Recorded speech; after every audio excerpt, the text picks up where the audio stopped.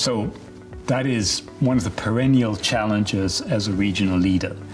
You want to do the right thing and pursue the optimal course for your various countries, but at the same time, you're part of a much bigger entity and have to follow some global guidelines and global strategies. As regional leaders, we act as conduits between our headquarters and their aspirations and ambitions for our region and our local teams who are responsible for delivering these outputs. So really there are many ways we can bridge that gap and make sure there's seamless communication. I think the first is for us as regional leaders to understand the motivation of our global headquarters for our region. It's not always just simply growth or numbers. Even behind that, it's important to understand, is it revenues, is it margins, is it new products that are being brought to our regions, or is it new flags that we are planting in terms of offices in different countries?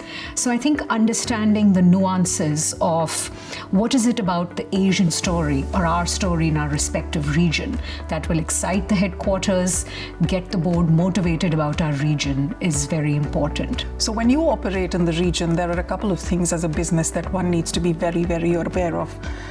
You need to be aware of what's happening across the different countries in which we operate in, socio-economic, geopolitical, consumer patterns, whether that's buying, spending, and much more.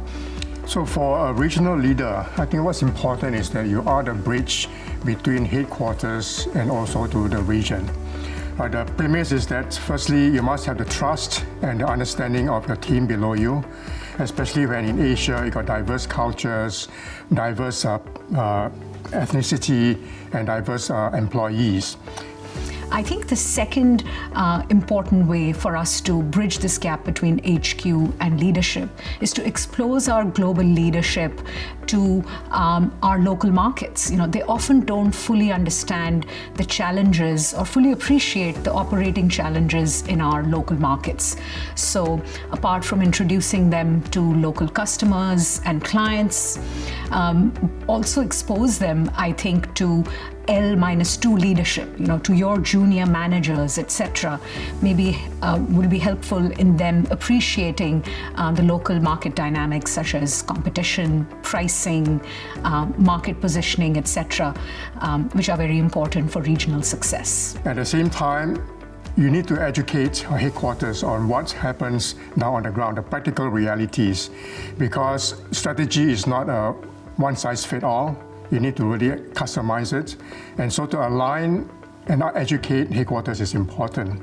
As a result, what happens is you start to see how you need to take your global strategies and really translate it into local needs and local requirements. There's a word that we often use in business, which is glocal, which is the balance between global and local. And it becomes very, very important because depending on socio-economic, political concerns, local requirements, etc., you might need to shift and evolve your products, your services, or your go-to-market or more to address the needs of the market. And that's how we typically balance what we are doing. And a lot of leaders get caught in the middle, neither doing one very well nor doing the other very well. So I think the worst thing that you could do is to wait for instructions from the global leadership. I think it is much better to develop your own strategies with your teams, with your people that are right for your markets, and then proactively engage the global teams to make sure that they understand and that your thinking gets incorporated into the global strategy.